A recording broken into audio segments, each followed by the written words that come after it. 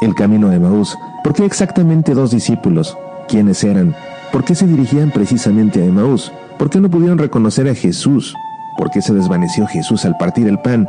Te saluda tu amigo Mauricio Pérez, locutor de Semillas para la Vida. En mi conferencia, Emaús, un análisis bíblico, te ofrezco las respuestas a estas preguntas a través de un minucioso análisis de cada versículo de este bellísimo pasaje del Evangelio según San Lucas. Descarga el audio de esta conferencia en www.semillasparalavida.org. Medita, aprende, apasionate por nuestra fe.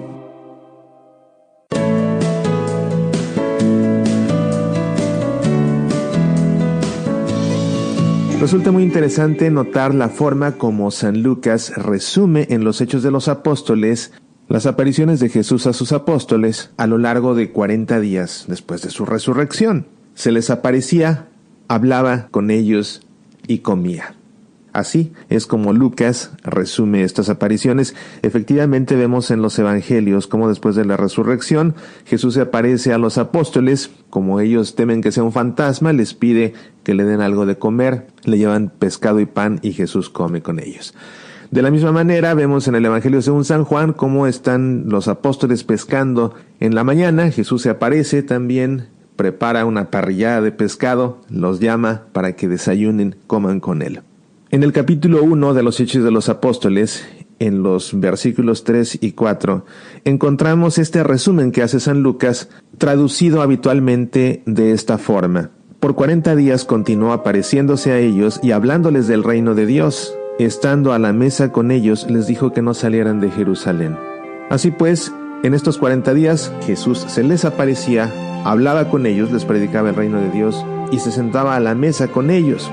Sin embargo, cuando se hace una lectura del texto original en griego de los Hechos de los Apóstoles, notamos que esta expresión, estando a la mesa, o sentándose a la mesa, o quedándose con ellos, como algunas traducciones dicen, en realidad tiene un significado muy específico que deliberadamente Lucas está refiriendo.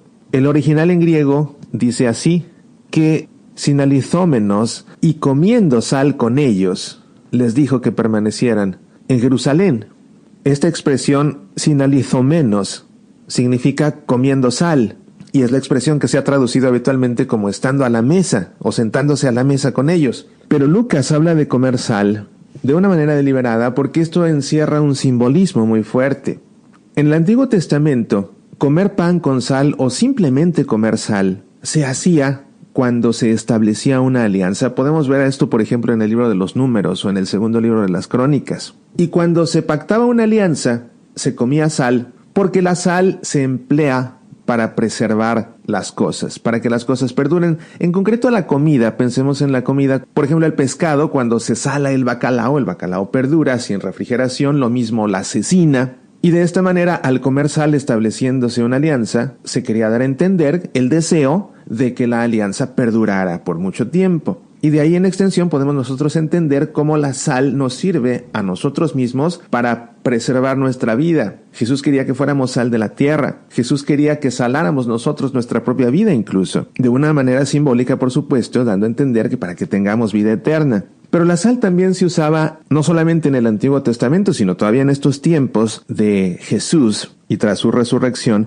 En el templo, las ofrendas para los sacrificios se salaban por igual como un símbolo de purificación.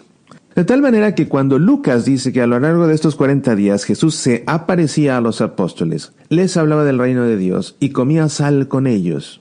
Este comer sal con los apóstoles tiene estos 3 sentidos. La renovación de la alianza que Jesús estableció en la última cena y que selló con su sangre en la cruz, la preservación de la vida y la purificación de uno mismo como ofrenda a Dios. Cuando tras la resurrección Jesús se sienta a la mesa con los apóstoles por 40 días, es decir, cuando se sientan a comer sal, según el verbo cuidadosamente elegido por Lucas, estas comidas están asociadas a la última cena en que Jesús establece la nueva alianza con su sangre que ha de derramar en la cruz. Lo mismo sucede cada vez que celebramos la Eucaristía. Nos sentamos a la mesa con el Señor que muere en una cruz, pero que también ha resucitado, y comemos sal con Él. De una manera simbólica, por supuesto, para renovar y mantener viva la alianza que Él ha establecido, para preservar nuestra vida y tener vida eterna, y para purificarnos a nosotros mismos como ofrenda a Dios.